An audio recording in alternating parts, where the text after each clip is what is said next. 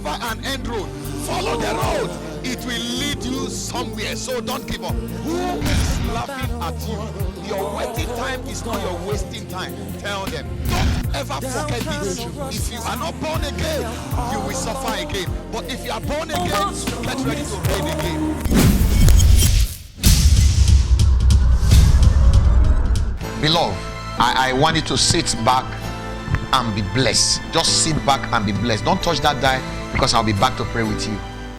Luke 15:11. A certain man had 2 sons, and the younger of them said to his father, Father, give me portion of good that falleth unto me. And he divided unto them his living. And not many days after, the young son gathered all together and took his journey into a far country, and there wasted his substance with riotous living. When he had spent all, there arose a mighty famine in the land, and began to be in want. And he went and joined himself to a citizen of that country, and he sent him into his field to feed swine.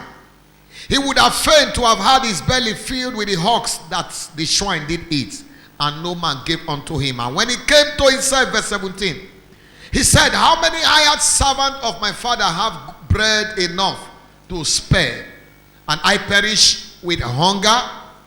Verse 18, I will arise and go to my father, and will say unto him, Father, I have sinned against heaven and before thee. Isaiah 60 verse 1. He said, Arise, what? Shine, for the light has come. I am exhorting you briefly on shine your shine. Turn to somebody, say, shine your shine. I shine my shine. Turn to another person, say, shine your shine. The story of the prodigal son is something that is documented in the Bible, that when you look very well, there is something for everybody. The young man in the prodigal son, the younger brother, wanted to shine. God has given us room to shine equally. You may be a sun. This one may be a star. The other one may be a moon. But one thing we have in common is that we are meant to shine. Are you sure you are hearing me now? Now, from the scripture here, the young man went to the father, and he said to the father, Give me the goods that falleth unto me.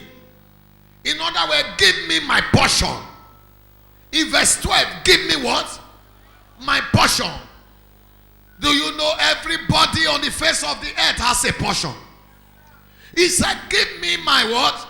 Portion, because I want to shine with it. I want to shine.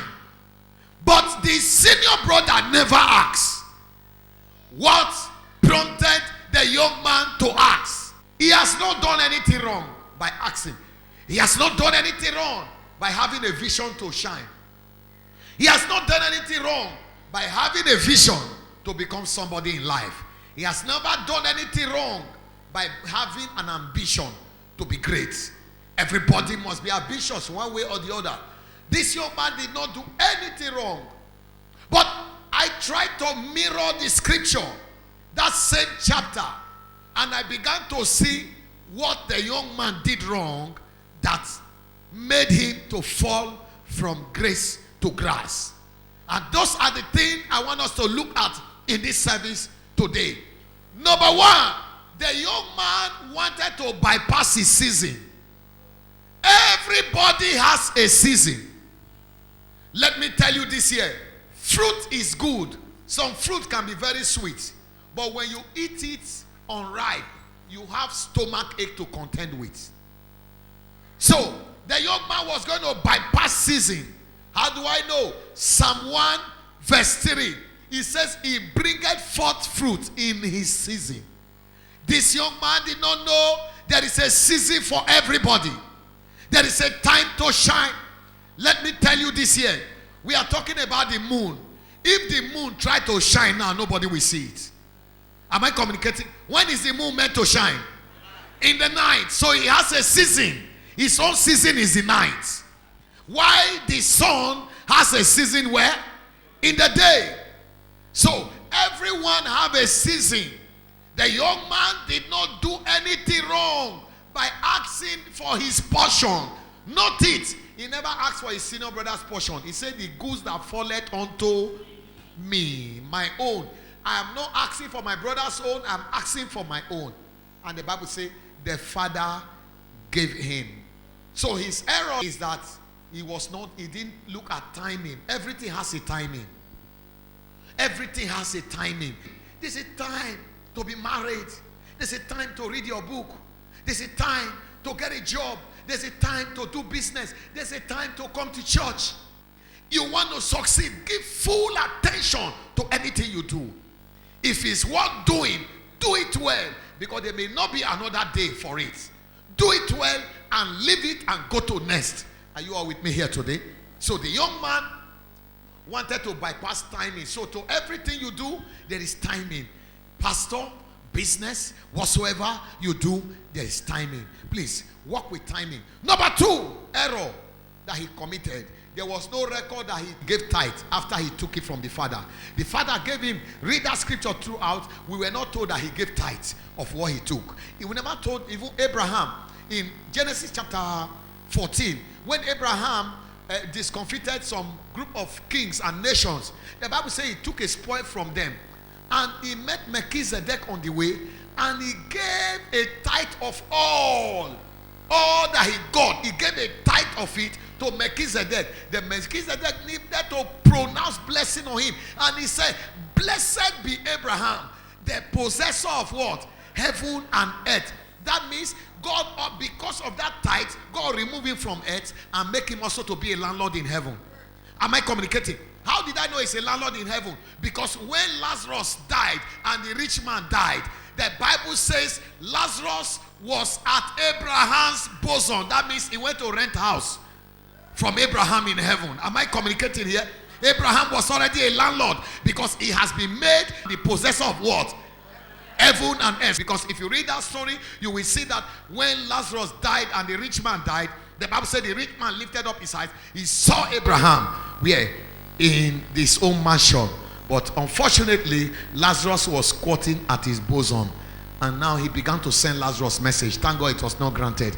If you are here today, shout, I hear you. Number 3 mistake. There was nothing saving. He did not save. He didn't have savings. Ladies and gentlemen, if you are not saving, you are not safe. If you don't have a saving for tomorrow, you are not safe.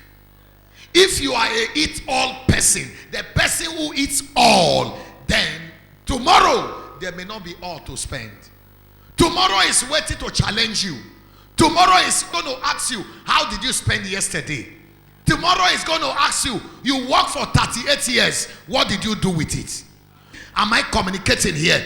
One sad story is that when you get to tomorrow, will you be able to answer tomorrow? So the prodigal son had this thing. He didn't have, there was no case that this man gave tithe. That's one of it. There was no case that he saved. There was nothing like saving. I go to number 4. I'm going to be very fast. Number 4, he did not invest or trade with the money he got. There was no record that he invested. All we were told is that he took it from his father and he walked away. Listen to me. Money is to be invested. Anything you have that you have not invested cannot bring profits. If you are Mr. Eat It All, then there's no room for tomorrow. There was no case that he did investment. There was no case